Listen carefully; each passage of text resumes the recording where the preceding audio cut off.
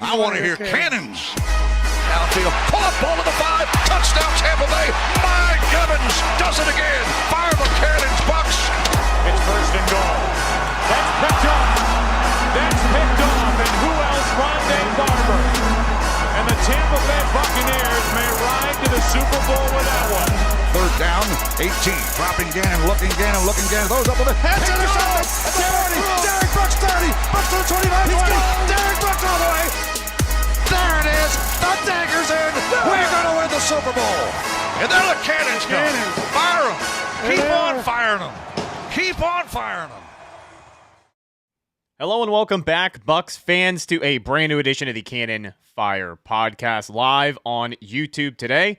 I'm your host, Rhett Matthew, joined alongside me, as always, my good buddy and co-host from BucsNation.com, Evan Wanish.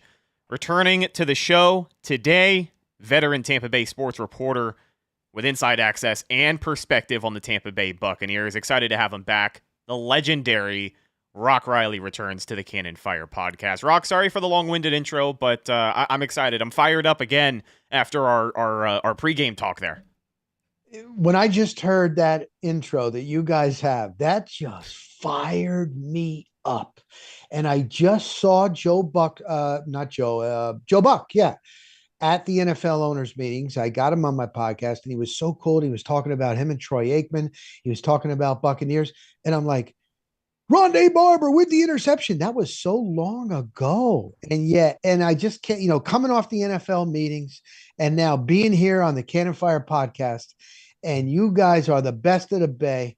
And then to have that intro, man, and the draft is right around the corner. I'm fired up, boys.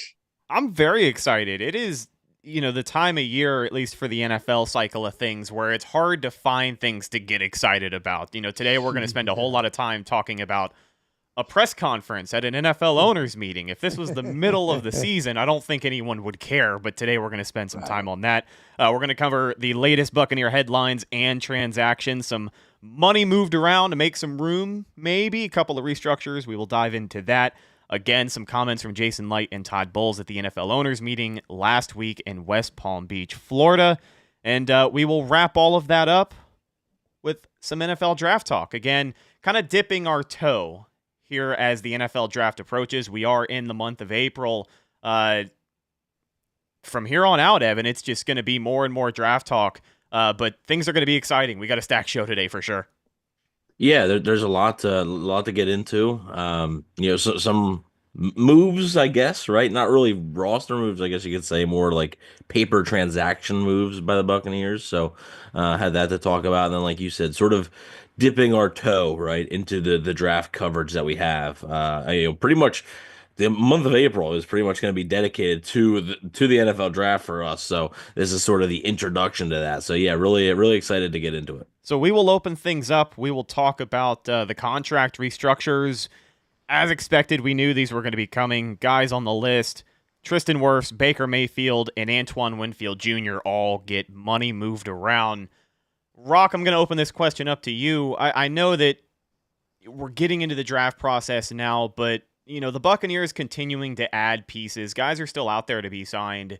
It is not out of the equation for them to continue to bring people in. Do you feel like they're opening up some spending room here for anything in particular, or is it just, the incoming draft class and kind of having a little bit of money to sign your depth guys throughout that process as well? Because I don't expect the signings to stop, but I don't expect them to go and get another Hassan Reddick or anything like that. You know what I mean? You know what? Both Bowles and Jason Light, especially Jason Light, when it comes to that, he's like, everything is on the table, even when it comes to the draft. And I know we'll get into that as far as drafting down. When that question came, if he gets an offer for draft picks, his eyes lit up. He's like, oh, I've done that before. I'll do that. I'm like, this might be the year that they might not pick at number 19 and might acquire more capital. But to your question, yes, they're nowhere near done. Now, as far as a big name splash, I don't know about that.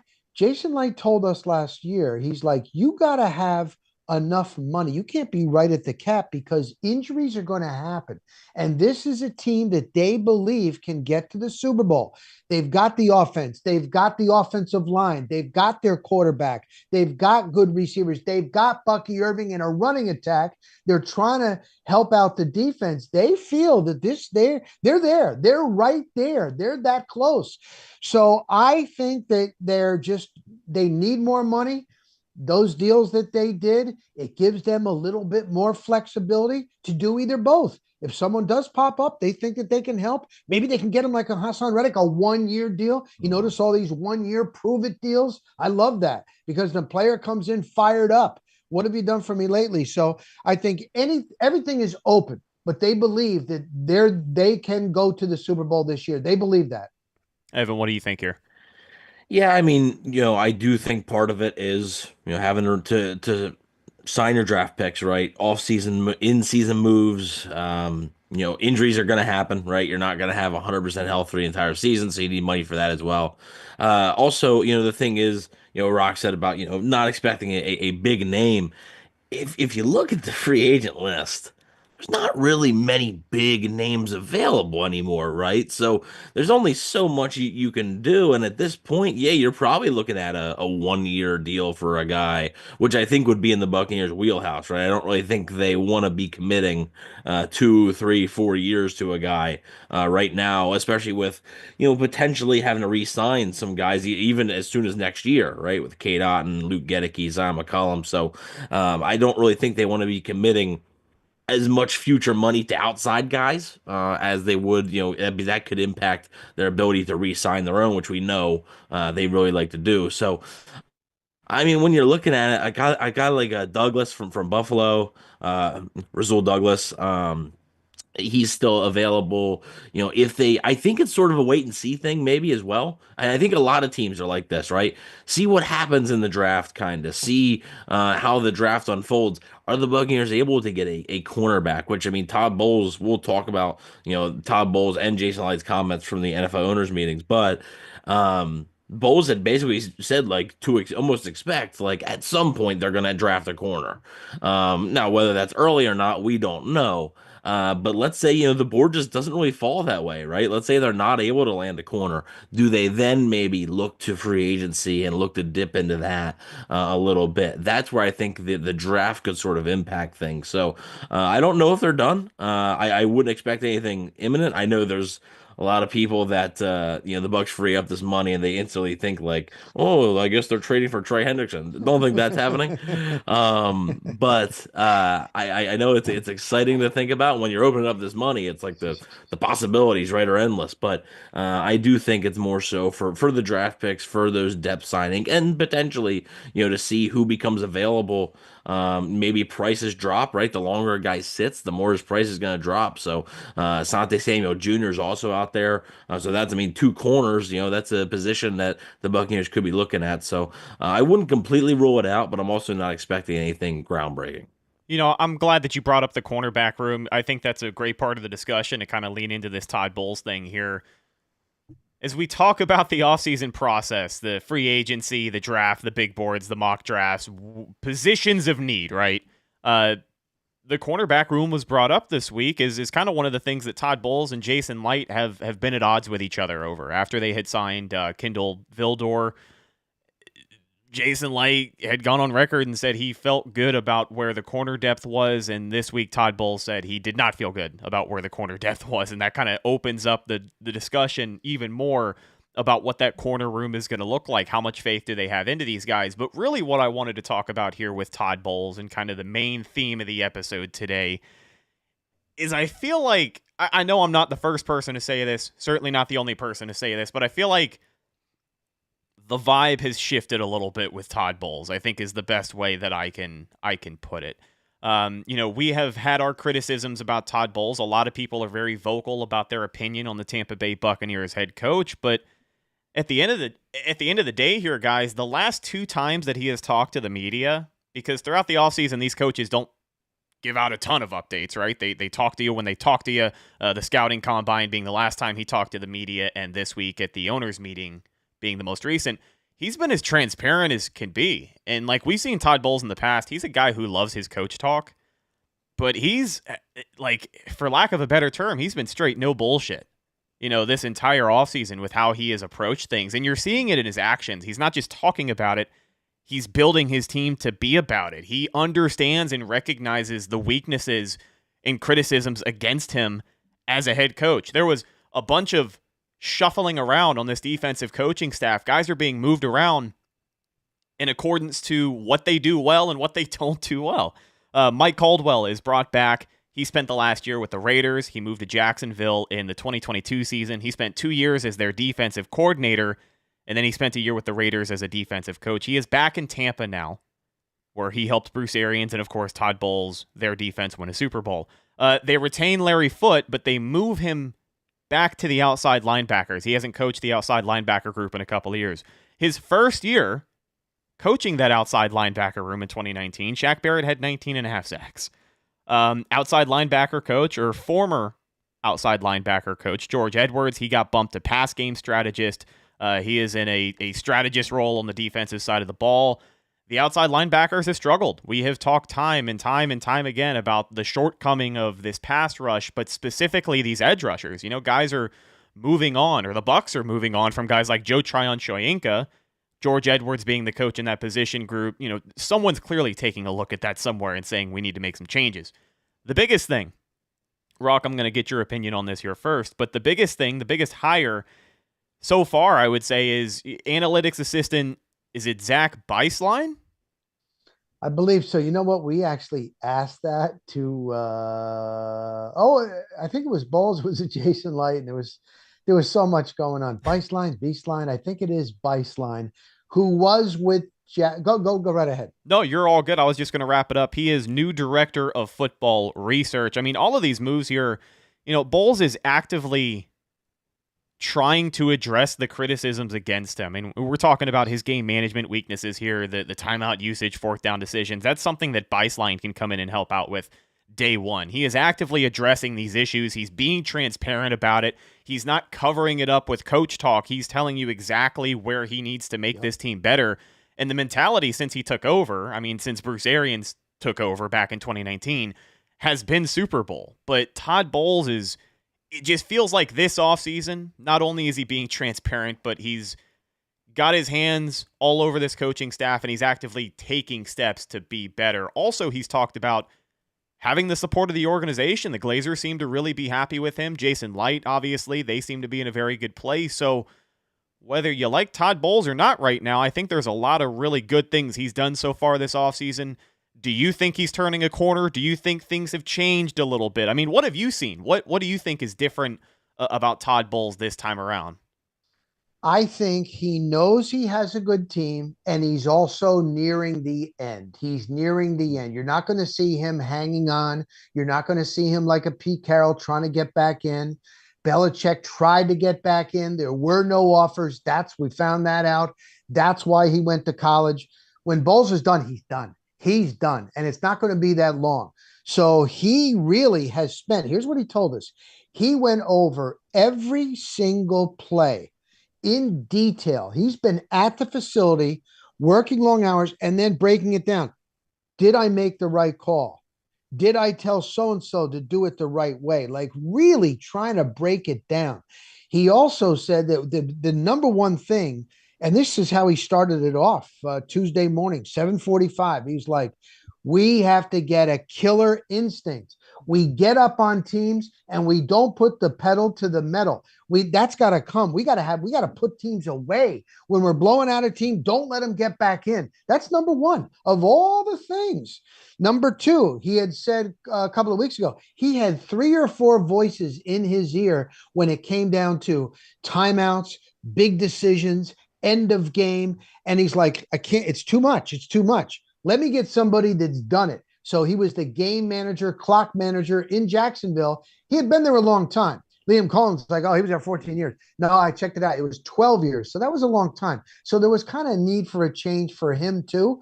But when we talked to Joel Glazier, and I asked him about that, and Joel Glazier's like, Todd, just what you said. Todd look at what he can do better. They're bringing in the players and all this, and blah, blah, blah. What can he do better? And one of them was the big decisions in crunch time. He wants to have one voice in his ear, and then quick, he'll make that final decision. So you're right. And Glazer said that we looked at it. That's it. So they're happy. They're happy. They want to make the Glazers really want to win. They also say, even though they got that soccer team across the pond, Joel was like, the best thing is NFL game day. I don't care what you say. We want to be out there. We want to win. He said, I got goosebumps when Mike Evans caught that 1,000 yards. Did you? Oh my God, there's nothing like it. And I'm telling you, they might not speak. They're not like Jerry Jones. They want to win it all, and they think the time is now. Yeah, I mean, look, I do agree with you that, Bowles, I mean, he said, right, he doesn't envision himself coaching when he's, really up there. So Right. whether it may be a year, it may be 2 years, I would be surprised if, he's the coach of this team 3, 4, or 5 years from now, right? It Right. would be a surprise. So yeah, I mean, he's won a Super Bowl, right? As a defensive coordinator, though, right? He's never won a Super Bowl as a head coach. So that's something that he could still hang his hat on, and it's something that like you could be talking about a legacy type thing, right? So when it comes down to that, and I do agree. I think he knows that they are a good team, but they're not perfect, and I think that killer instinct, right? That mentality, specifically, I think on the defensive side of the ball on third downs. Um, getting off the field, which we saw was an issue in the playoff game. That was a big issue. Specifically on those long drives that Washington was having, just time and time again, the Bucs could not get off the field because Washington was basically going into third and threes, third and twos, and the Bucs just weren't able to stop it. Washington obviously went for on fourth down 3 or 4 times in that game. The Bucs stopped some of them, but also sometimes just weren't able to. So that killer mentality, and the Bucs actually, they had the lead when that Baker Mayfield, Jalen McMillan fumble ended up happening. That's sort of that mentality, right? To where, all right, you got the lead in the fourth quarter of a playoff game. Yeah, it wasn't like overly late, but it was still a lead in the fourth quarter of a playoff game, right? That's something at home, nonetheless. So, that's something where you got to try and close that out. So that's something I do think this team was lacking, specifically more on the defensive side of things. And I think a guy like Hassan Reddick will help that a little bit, especially with the experience he brings. Went to a Super Bowl with Philly, has played in a lot of big games, and I think that'll help. But then also, I'm looking forward to, who can they pick in the draft, right? Because I'm not saying that a rookie is going to come in and just transform the defense, but we've seen from time to time, rookies propel, certain teams, just like Washington last year, right? Rookies propel teams. I've said it time and time again. I don't think the Buccaneers win the Super Bowl in 2020 without Tristan Wirfs and Anthony Whitfield Jr. Both of them were rookies. Like, I don't know if they win without both those guys playing the way they did. So like, yeah, this draft is going to be pretty important, to whether or not the Bucs are going to have a true chance to contend here. And really looking forward to it. And it is good that Bowles can admit that he has shortcomings, right? Because there's coaches that maybe they say, oh yeah, I know this and that, but when it comes down to actually doing something about it, it's a little bit different, right? They don't want to give up, whether it's play calling or whether it's this or that, or they sort of don't want to adapt as much as they probably should, and that's something that I think Bowles has definitely gotten better at as the years have gone on. I think we're sort of seeing that more and more each year that he's been the Bucs head coach. Rock, I know that recent history is going to show you a first-round exit.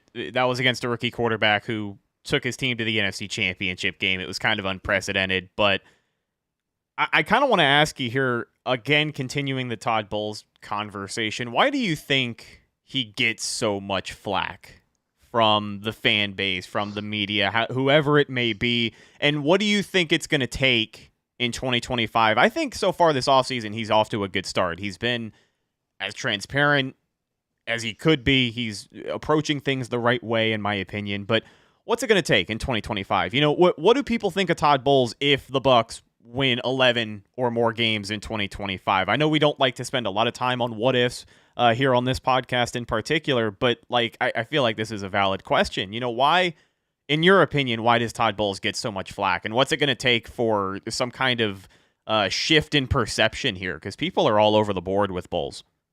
I remember when Tony Dungy was here, and the players loved him. They played for him, but you would see him on the sidelines, and he would always just be stoic. And it would be like maybe they had a bad play, and fans are going crazy. Like, doesn't he care? Doesn't he have any enthusiasm? And I think that just drives fans crazy. But behind the scenes, he's a little bit different. He actually is one of the biggest trash talkers, believe it or not. And he told us this at the NFL owners meetings, but fans don't see that. So, and it all stems from going back to that Rams game a long time ago. I'm telling you what, a lot of fans didn't forget about that. I think where we are right now, there's still the hashtag Fire Bowles. I still got it just like the other day. I'm like, oh my God. But it is what it is. Here's the thing. The offense, they were one of the highest scoring teams in the NFL last year. You got a running attack, and you got Baker Mayfield, and you got a good offensive line, and you got Evans, and you got Jalen McMillan. They'll probably add a wide receiver. They use their tight ends good. It was on the defense. If the defense played better, wide open over the middle. Oh, no more. At least he stopped saying it was miscommunication, or at least that. He's a veteran play caller, and I talked about this on DAE today. Going around the NFL, talking to NFL people, they have so much respect for Todd Bowles. They really do. I know how fans feel. They got respect for him. And they also think that he's a really good defensive coordinator. This was not a good job this past year with a high-powered offense. So it's on him now to not have guys wide open, give so much cushion, not being able to make the big stops when you can. There should be no excuse, because he was saying it. What happened to Antoine Winfield? That was a question. He's like, it's because he was hurt. Yeah. He was hurt. Well, he's going to be healthy now, And you got Vita up front. He's a run stuffer, and Kalijah Kancey. But like you guys said, they did not get to the quarterback. And these quarterbacks now, man, are going to chew you up, and they get rid of it so quick. But sorry, there's other teams that can get to the quarterback, so they're going to have to do that. I just think his defense has got to play better. Even if they win 11 games, he's still going to take a lot of criticism. And the defense was not that good this past year. Yeah, and if they win 11 games, right, and it's sort of similar to last year, right, where it's the offense carrying. I don't know how confident you're going to see fans, heading into the playoffs, right? Because playoffs, you're playing against the best of the best, right? I mean, and you might have to go on the road in that instance. Like, how confident would you be in a defense, on the road against, Jared Goff or Jalen Hurts or some of the NFC's best there? I got to tell you, again, this is all hypothetical scenarios here, and I'm sorry to interrupt, but. Just surface value, 11 wins headed into the postseason under Todd Bowles. I'd be stoked. I'd be the most confident I think I've ever been headed into the postseason. It would be the most wins that Bowles has ever had as a head coach. Yeah, and they did. They were 11-5 the year that they won the Super Bowl in 2020 as well. I know that there was a lot of firsts that year as well. A lot of things fell into their favor, and they had one hell of a playoff run, but. Hey, 11 wins is nothing to sneeze at, especially if you think about the state the division would be in. But this is all hypothetical stuff. Sorry. No, yeah, but also, they won 10 games last year and didn't win a playoff game. You are correct. So, they won 9 games the year before, but did win the playoff game. So it's sort of, that doesn't really, once the playoffs start, the regular season doesn't matter anymore, right? So, he didn't do a good enough job last year, and you can't control injuries. That's not his fault. But at the same time, I think ways to adapt, right? Adapting better, and just some decisions on the defense side, right, of when the blitz. It felt like, and also it's player execution as well, right? Sometimes you just don't have the horses. And I've said it a lot, like when defending guys like Byron Leftwich when he was here, right, about how when the offense was struggling, it's 50-50 for me, right? It's on the coaches to coach it better, but it's also on the players to execute it better, right? The coaches can't go out there and do it themselves. So if it's drawn up perfectly, but the player makes a mistake, there's only so much you can do. But yeah, last year was not a good job by Todd Bowles. Might have been the worst defense that he's had since he's been Tampa Bay's head coach. So that's definitely something that since he's and not even Tampa Bay head coach, since he's been in Tampa Bay even. So I mean, this is what year going into year 6 or 7 for him in Tampa Bay, since he arrived. So I mean, there's a lot of tape right on that defense, and we've seen that defense can be good, but also offenses are adjusting, right? And I feel like now it's time for Bowles to sort of adjust back and getting different players, right? A guy like Hassan Reddick is a talented pass rusher that should help, right? If you're able to nail your let's say your first and second round draft pick, that should help. But at the same time, it's going to be up to Bowles to start scheming these things a little bit better, and start preparing these guys a little bit better as well, week in, week out. I think he had a really key point right there. Like, opposing quarterback or coordinators, once they get tape on you, they are going to attack your weakness. And the thing about the Buccaneers defense now, it is known. They blitz so much. And Bowles even said the key, rush 4. We can't keep relying on all this because it opens up stuff behind. Yeah. So you're right. They know what the Buccaneers are going to do. So that's why Hassan Reddick, maybe another edge rusher, get to the quarterback without having to use the extra guy coming in and blitzing so much. Opposing offenses know that, Evan. Yeah, That was a good point. Having to blitz is different than Yes. having the ability to Yes. blitz, right? When you can throw different things at an offense, whereas if you have to blitz because that's the only way you can get pressure, that's when you're at a severe disadvantage. Yeah, and that kind of goes back into the philosophy of Bowles, where he has been direct in his approach to try and fix these problems. These are clear issues. The NFL obviously has film on it. These very clear issues.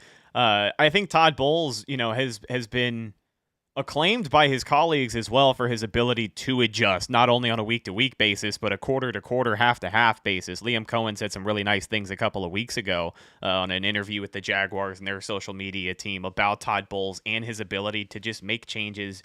I think he is actively trying here. And a lot of the criticisms, again, like we said earlier, a lot of the problems with Todd Bowles, you could go down the list and you could argue that he's addressed every single one. Special teams, the punter was terrible last year. Well, they went and got their guy. They paid for him. Hopefully it pays off. It is a little bit of a gamble, but they got their guy. The cornerback room, I like that he is vocal and transparent about disagreeing with Jason Light on the quality of depth in the cornerback room, because that is, when you look at the Buccaneers' weaknesses on defense, the defensive line, rushing with 4, and the cornerback room are probably 1A and 2A, depending on who you ask. I guess it's subjective at that point. But I think that he's doing everything he can. Maybe it is an increased sense of urgency, as you had brought up, Rock. He's made it clear that he isn't going to be coaching forever. Right. So his window, maybe it's shorter than we think. I don't want to say anything ominous like that, but you never really know. These guys can call it a career at any point. He has a storied football career at this point. He's, not won a Super Bowl as a head coach, but he's got a Super Bowl as a defensive coordinator. So you never know. Things change year to year, and I guess we just have to wait and see. But it's certainly. Well, also, I didn't, not to interrupt, but you're good. Go ahead. The thing about it is there's some pressure on Bowles, right? Because I think now there's an expectation that you're going to win this division, right? So if you don't win the division in a division that I still don't expect to be overly good, like I think the Falcons will be okay. Falcons will be the Falcons. I like Michael Penix Jr., but we'll see. I think you're going to go through some growing pains with him. The Panthers still feel like a year or two away, and I think the Saints have a little bit of a longer road. So this is a division you should win. If you don't win it, does that become pressure of maybe not even retiring, but like, do the Glazers decide to make it some sort of change? There was, I Bleav, Albert Breer had sort of put out with the whole Liam Cohen saga that had happened and stuff, that had Bowles missed the playoffs, there would have been legit, like there was legit murmurs that it would have been Bowles might have been out and Cohen just might have stepped right in to that spot to essentially take his spot. So I do wonder that, right? That if the team doesn't perform to the expectations, does that also mean that Todd Bowles could potentially be out? I think Bowles has done a decent job. The reality is, though, he still is. He's 1-3 in the playoffs. They've had 2 first-round exits, and both games were at home. And really, like we talked about earlier, like the defense was the big issue last year, right? It wasn't really the offense.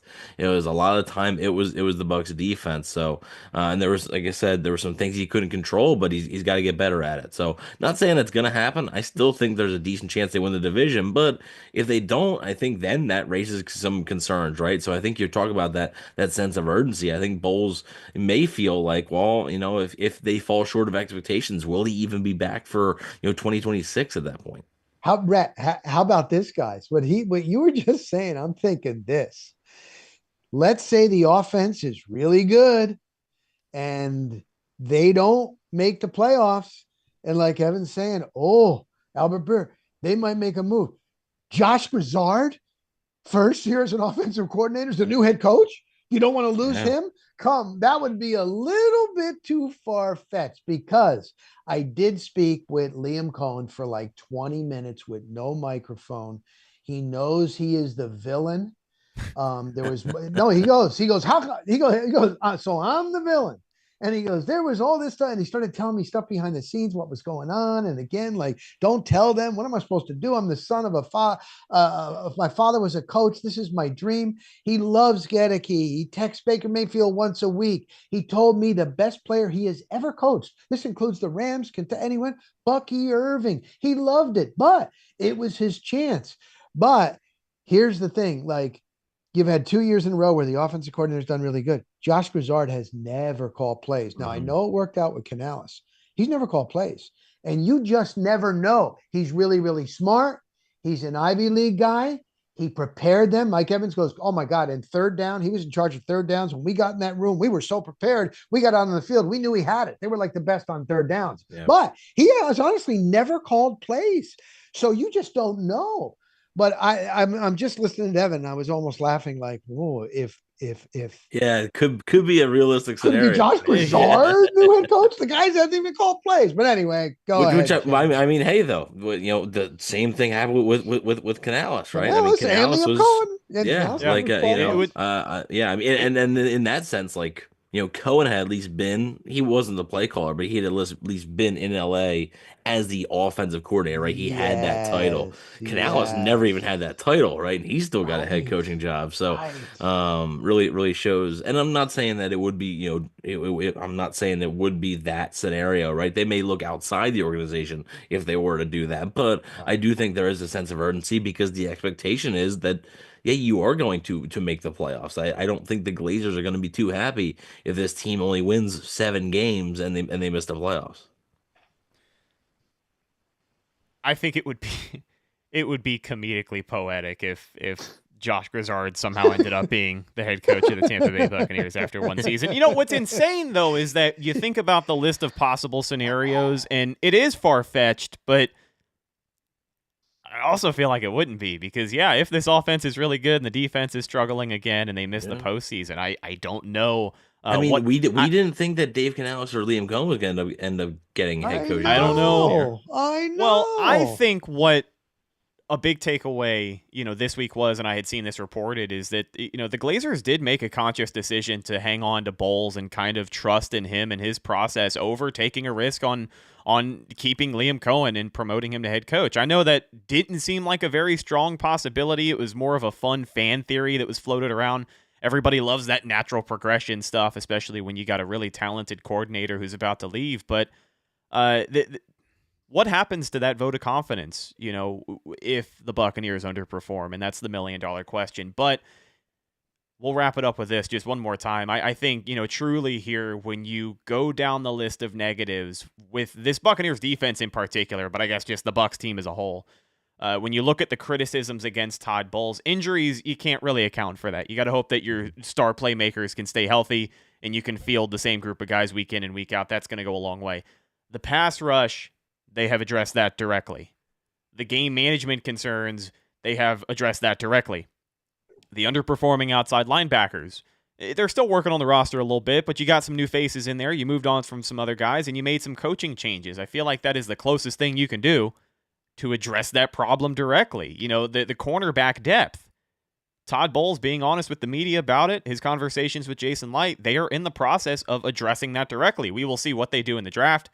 Still seems like everything's on the table, which I think makes it the perfect time to ultimately talk about the draft a little bit here, gentlemen. I think for the Tampa Bay Buccaneers, again, looking at the board, looking at positions of need, I see a lot more reason to draft a defensive player here in the first round than I do an offensive player, but you can't really rule out a first-round wide receiver, it seems like. I know mock drafts are really starting to get dialed in here with only a couple weeks left.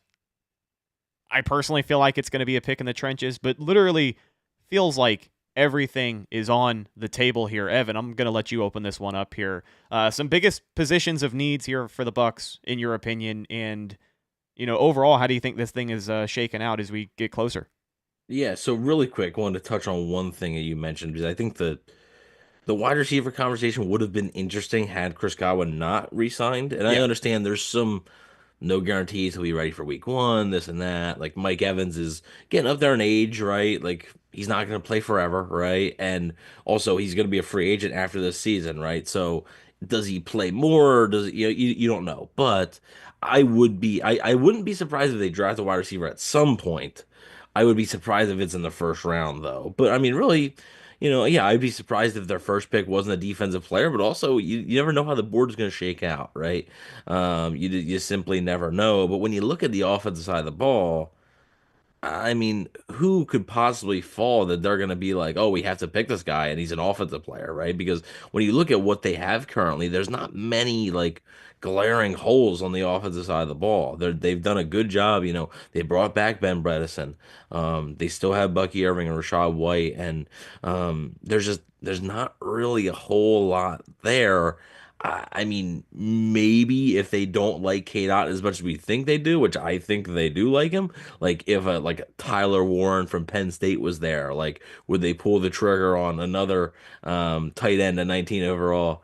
But that's the only position really, Yeah. right? I can't see them addressing the offensive line. They've talked about that like ad nauseum that like yeah they were able to bring back all five of their starters. So I don't really think they have plans to replace any of them.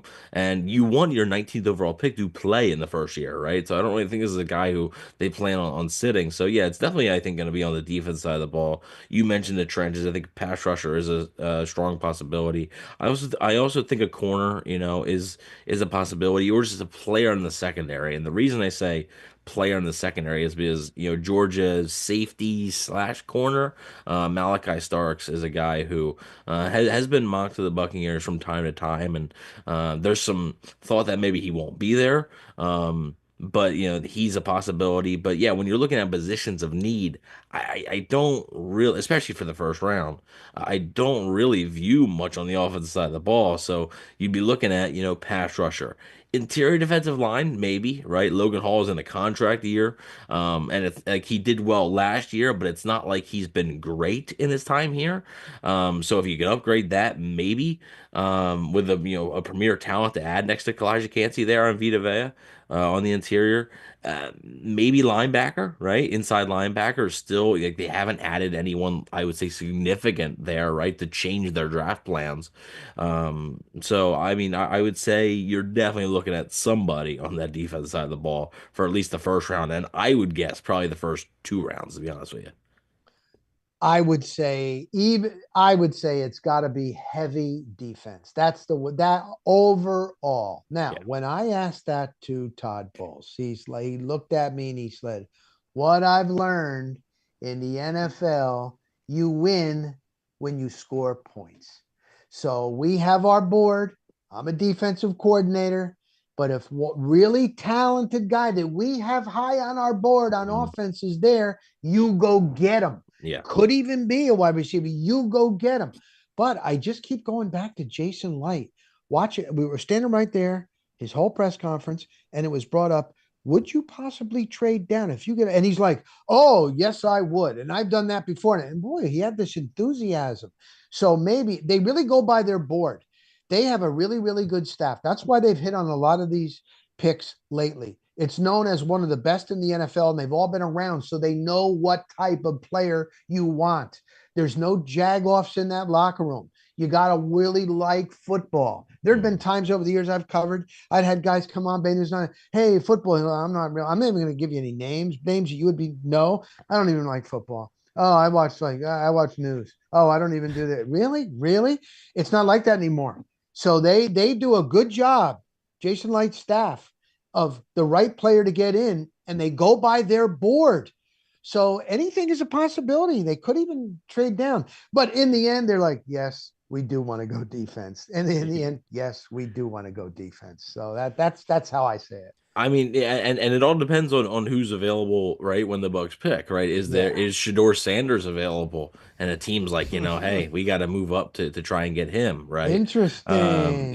Like that's it depends, right? The Buccaneers move back, with the Buffalo Bills, right? When the Buffalo Bills move up to select Josh Allen, the Buccaneers traded back.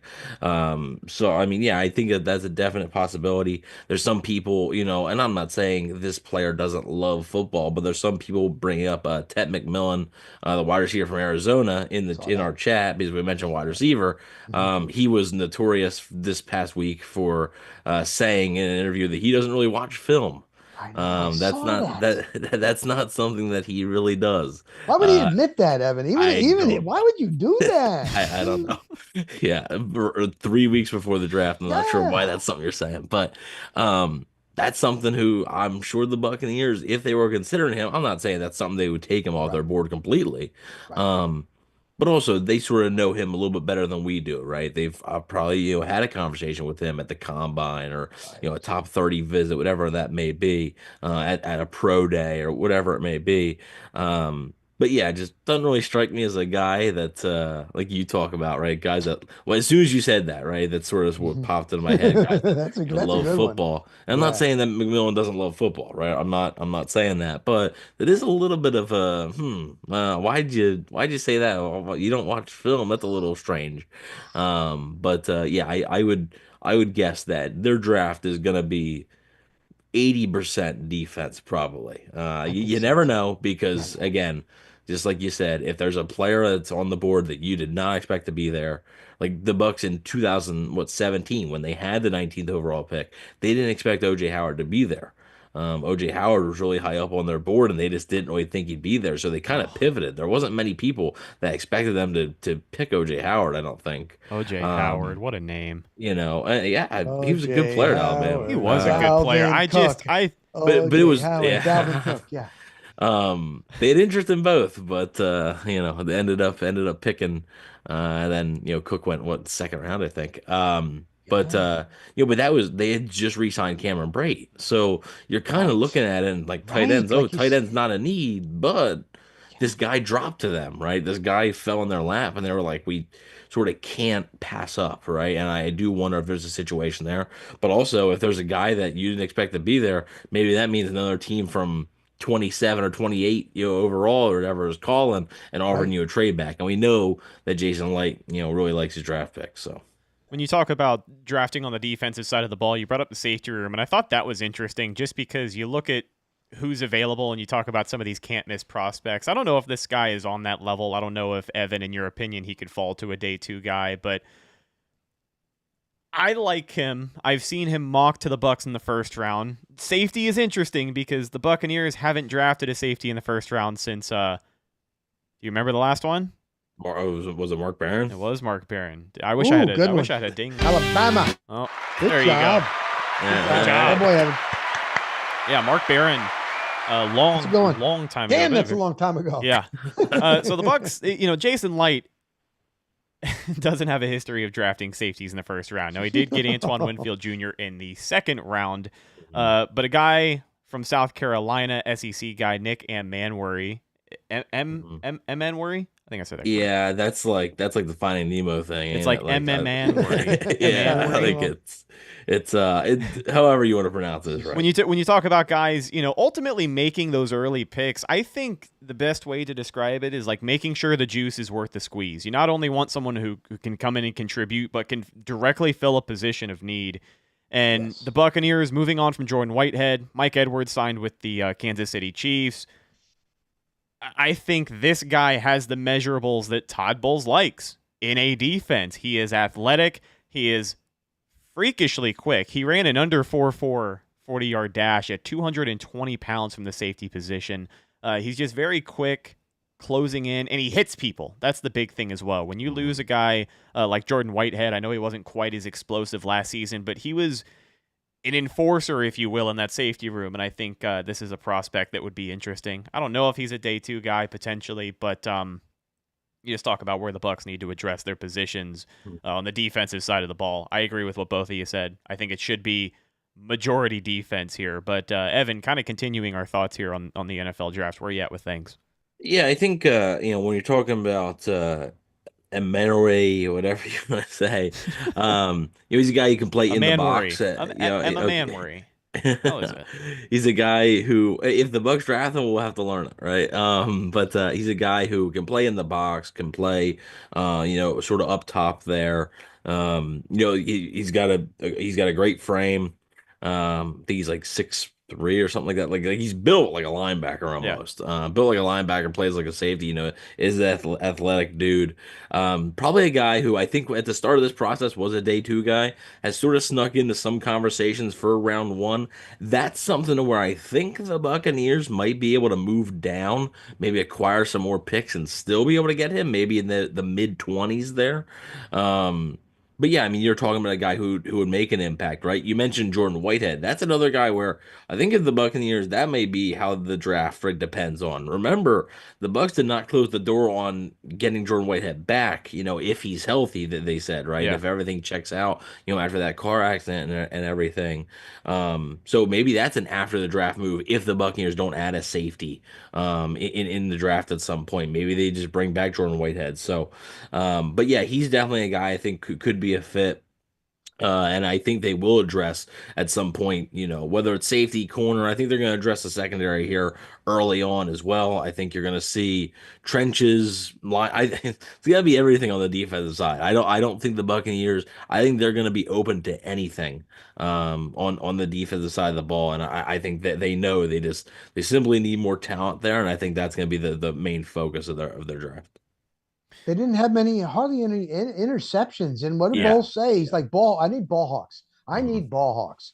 So speed, ball hawks, get more physical, send a message like that. That would be a good one. That would be a good one, Evan. Yeah.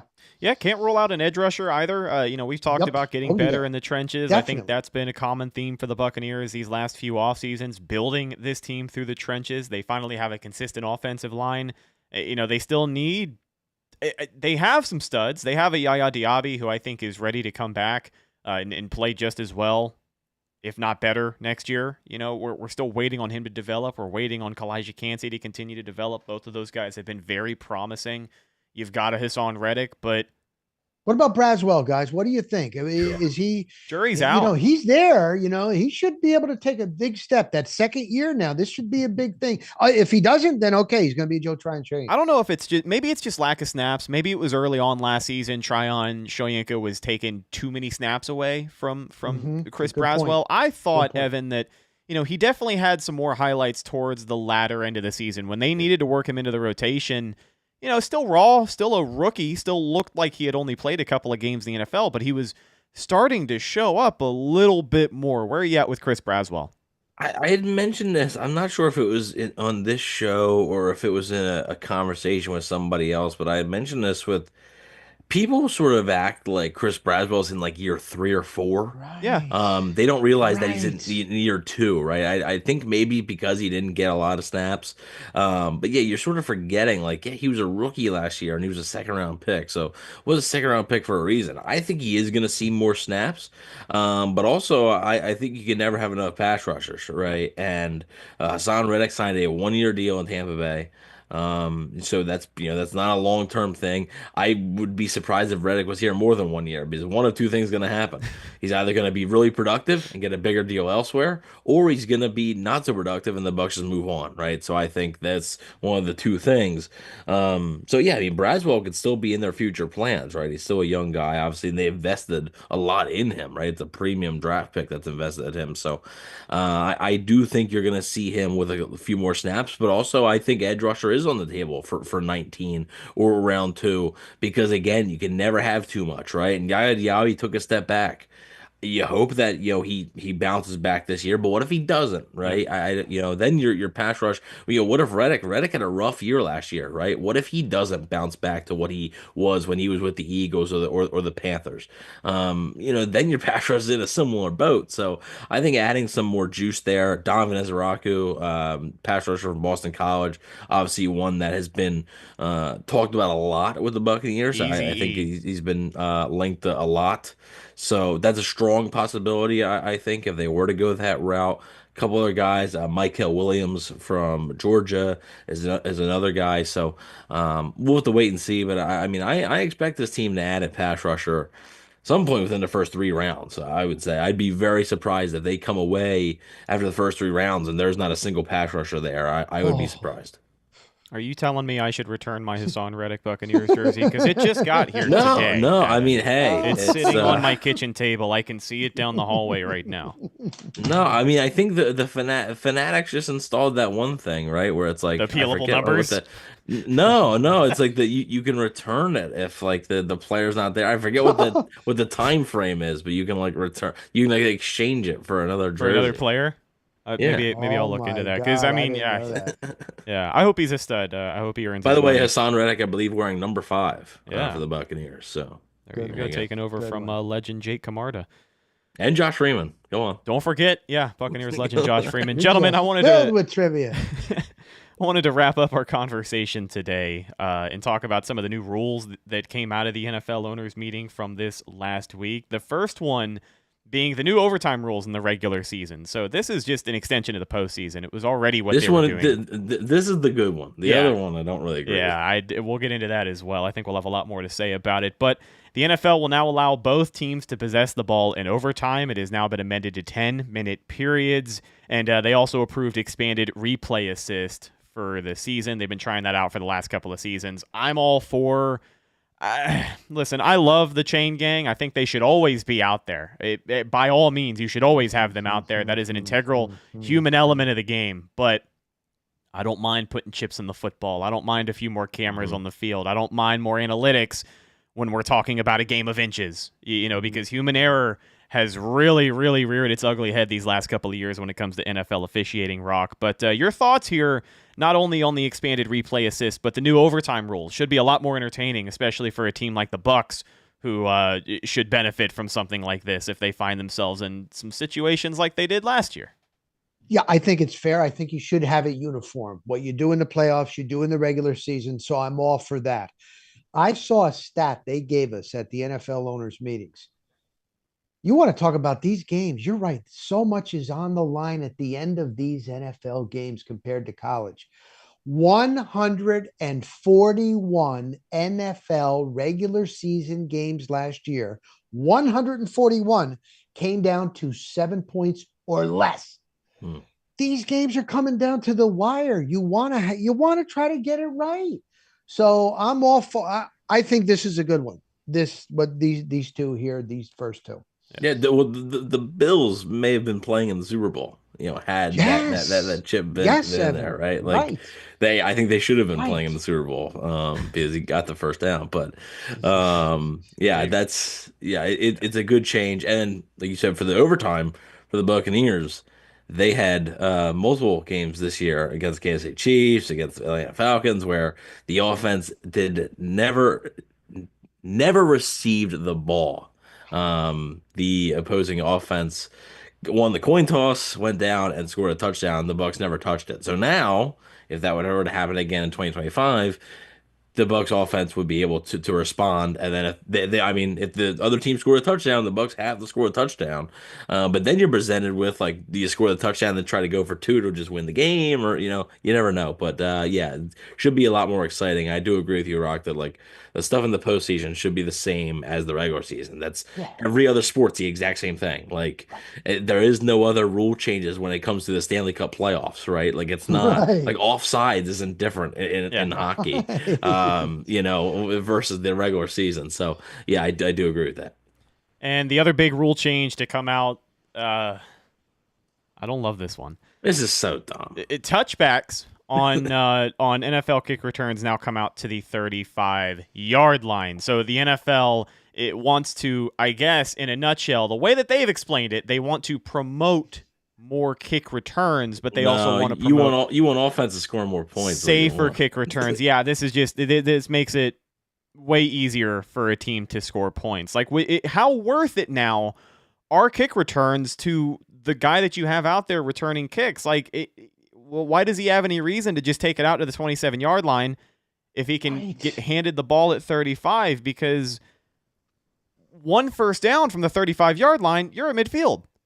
And I just feel like, going to say that. Again, it just feels like they're making it. I know I'm not alone in saying this, but it feels like they're making it easier and easier for teams to score points, which I think is the grand scheme what they want. But we don't make those decisions. See, I thought a few years ago was they wanted to eliminate the kickoffs completely because they wanted players to be getting hit less. Well, and then, now you're trying to encourage more kickoffs. Yeah, I don't quite understand that. I don't get it either. It is they seem like they change their stance on it every year or so. It should be. I mean, literally, what was it? It was the 20.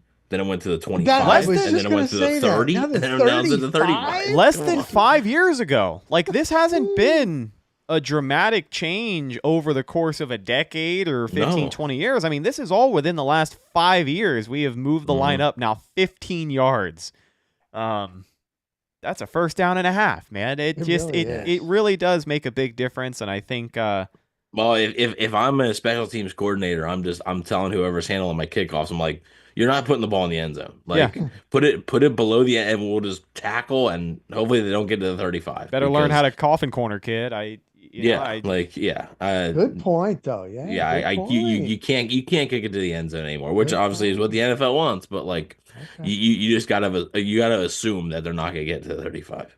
Okay. Oh, man. Yeah, I don't love it, but I mean that's how it goes. Anytime there's a big rule change, people are going to argue about it. They had it at the 30 for what, a year or two? I remember the 25 was at least a couple of years. Mm-hmm. The 30 was quick. You're right. 30 I think was only a season. Yeah, that was quick. Yeah. What about, are you bringing up the tush push? Are you guys? What do you think? Yeah, let's do it. So where do you fall? So here's what happened. I started walking around. I was there for 3 days, 4 days, and you start getting the sense like, whoa, Roger Goodell thought that almost all the owners were going to vote to ban this thing. The Green Bay Packers are the ones that came up with the wording. And it became obvious. It's like, that looks bad, man. We got to be able to try to stop it. And then Bowles and then Jason Leiter said, I don't want to comment on camera. But then he did say, like, we stopped it. And Bowles goes, get better at it. Well, because the team is really good. So they needed 24 votes. They only got 16. So then Goodell comes out and he's like, what happened? Well, we're going to table this. We're going to go back over this. What do you mean? No, you didn't get enough votes. You should be, what? So for some reason, Goodell wants it gone. But not enough owners were all on board to just ban this damn thing. They only got 16 votes. I think Mark Schlereth had a really good take on why he thinks. Schlereth. What did he say, Rhett? I like him. He said he thinks it should be banned. And really? The reason, he said, here's my issue with the tush push and why I think it should be banned. You can't do it on the defensive side of the ball. So the NFL has made rule changes over the years to prevent defensive players from stacking on top of each other and pushing into the line of scrimmage. The NFL does not allow you to do that, but it's okay to do on the offensive side of the ball for some reason. And so I think it's just because they have been proactive in the past about shutting it down quickly on the defensive side of the ball. You remember, it was probably a decade ago now at this point, but they banned guys from jumping over the line of scrimmage on the defensive side of the ball. And then you couldn't do it on field goals anymore. You couldn't time the snap. I think that you have to set a precedent and you have to set a little bit of consistency here when it comes to rule changes and what is acceptable and what isn't, because, we're not talking about the flashy positions. We're talking about the trenches, and either it's going to be allowed or it's not going to be allowed. I just think that there is a clear disadvantage. Yes, the Bucs stopped it, but if you don't have a Vita Vea, you're not allowed to stack two players into one another. Vita Vea is two players by himself. So if you don't have that at the center of your defensive line, you're not allowed to shove everybody into each other like these offenses are able to do. So here is Schlereth this is his full quote on it. Okay. He said, the Eagles work really hard at it. They've developed it. So I'm 100% with Nick Sirianni that they have established it and they have busted their ass to make it work. They are better at that play than anybody else. But here's my issue with the tush push and why I think it should be banned. You can't do it on the defensive side. If you lined up on the defensive side of the ball with linebackers sitting behind defensive tackles and linebackers shoving defensive tackles through the line of scrimmage, it's illegal. You can't do it. So why is it okay for the offensive side of the ball to be able to do that, but the defense or special team side of the ball can't do it? No, he does. He does make a good point. It's about and Jalen Hurts squat. What is he? Squat 600 Yeah. points. He's unusual quarterback. He puts both of the Kelsey brothers on his shoulders. He says if it's about player safety, if I line up on the defensive side and I have somebody shoving a defensive tackle through there and a quarterback gets hurt, guess what the league will do? They will ban it. This is a problem that's endemic in the National Football League in general. All of the rules have been towards offensive success. We were literally just talking about the kickoff changes, moving it up to the 35-yard line. It is easier to score points. It is arguably easier to start a drive from the 35-yard line than the 30 or the 25 or the 20. So, the favoritism towards the offensive side of the ball, yes, you have to stop it. Yes, you have to get good. But if we're going to make rules to stop defensive players from stacking up and pushing, there's inconsistency there. So I think he's had the best wants take. it banned. So it sounds like, Evan, Rhett wants it banned. Are you with your partner there on Cannon Fire Podcast, Evan? I wouldn't ban it. Just because I think I'm in the mindset of just, get better at stopping it kind of. And also I think I forget, before I saw a stat, I don't remember the exact number, but it was before they started doing the tush push, the Eagles, their conversion rate on just plain quarterback sneaks was higher than it is, than the tush push is actually. Wow. So they're just really good at it. And Got you. I think just get better at it. We've seen other teams try and do a similar thing and they haven't been able to do it. That being said, I do think this is probably something that will get banned eventually. Yeah, because Goodell, why do you table if he wants it, Yes. that's I mean, maybe not this year, right? Maybe he doesn't have enough momentum for this year, but I think eventually you're not going to see it anymore. Okay. So it is what it is. I don't really mind it one way or another, because I just think that you should be able to stop it. I do think what Schler said is true, that the same rules don't apply on the defense side of the ball, and that is a little bit unfair. And you're talking about player safety and stuff like that, but you want the defense side, guys to be a little bit more conservative, right? And in that way, not barreling into each other and stuff like that, like you can do on the offensive side of the ball. But I wouldn't, but I do expect it to be eventually. Very good. Yeah, that's my biggest thing is I don't really have a strong opinion on it one way or the other. It helps that every time Philly runs into the Bucs, they get the holy hell beat out of them. So, the Bucs have never had to directly worry about the tush push other than a couple of instances. So I think in time it will go away. I think it is just one of those divisive plays that's going to be a regular topic. You already kind of conveyed how Roger Goodell himself, he's a little shaky on it. He seems like he wants it gone sooner rather than later. So I think, just like everything, if Roger Goodell wants something, he will get his way. So I think 10 years from now, we're not going to be talking about the tush push every offseason. That's for damn sure. One last topic. Rock, I know we've kept you a long time. We'll make this one quick. But love it. You've been around Tampa Bay. You have seen a lot of these stadiums come and go. Raymond James and some potential renovations here. There were some hints dropped by... Isn't that nice for a Tampa Bay local team to want to renovate a stadium and care about a stadium? Isn't that nice? Tell me about it. Ooh, we detected. Hey, I wouldn't know. I wouldn't know anything about that. We detected. Citizens Bank Park is a pretty nice stadium. So yeah, I mean, maybe that is. Maybe the Glazers were taking advantage of recent headlines here, but there were some comments made recently by the Buccaneers owners. He was quoted to say that their relationship with the Tampa Sports Authority in Hillsborough County is still solid, which is exactly who they would need approval from to renovate or upgrade Raymond James Stadium. He also talked about everything is on the table when it comes to future fan experience, long-term stadium vision. aside from putting a roof on the damn thing, Rock, what do you want most in a Raymond James renovation here? Well, so I was there and I started it off. I'm the one that asked him about Raymond James. I knew the renovation thing was going to come up because I even said it. The Rays now are starting from scratch. They're still looking to Hillsborough County.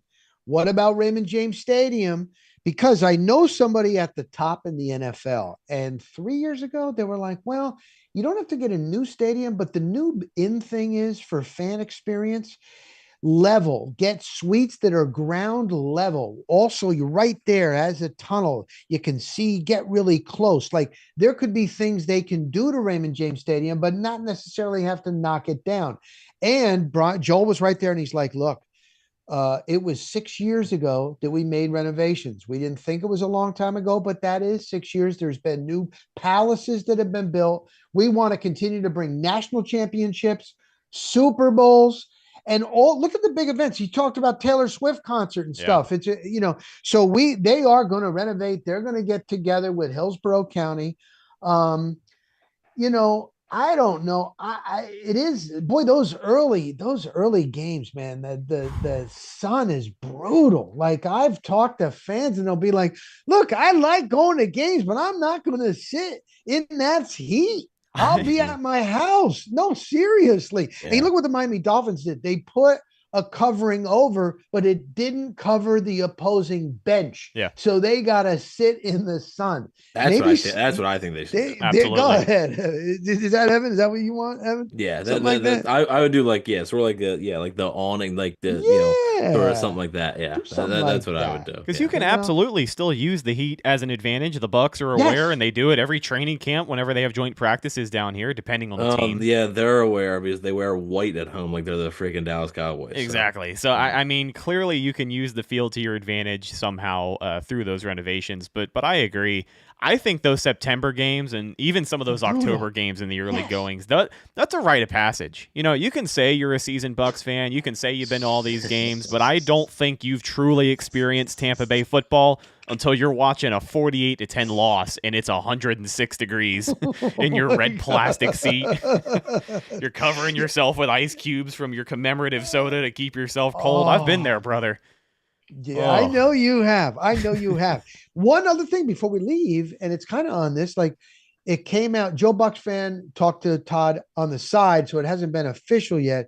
They're going to go to Baltimore. They're going to practice against Harbaugh and the Ravens before the only away game this year. And that is part of it. He wants them to get tougher.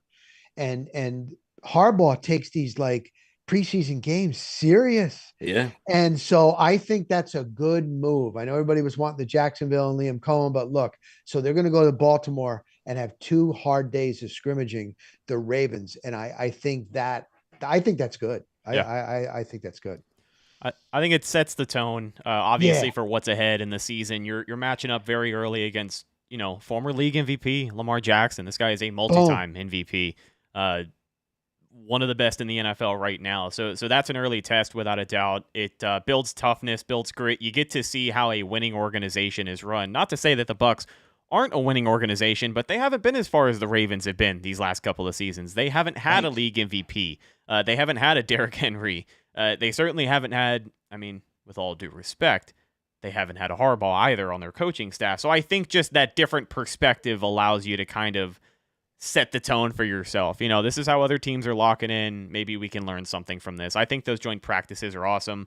And I can't wait for the fight videos to start coming out too, because that's when football's really back, when you see the pushing and shoving once pads go on. But yes, ladies and gentlemen, that's going to do it for today's episode of the Cannon Fire Podcast. Want to thank you, Rock Riley, for coming back on the podcast. Always a pleasure to hear from you and your insight. Where can folks find you now? At Real Rock Riley on Instagram and on Twitter or X.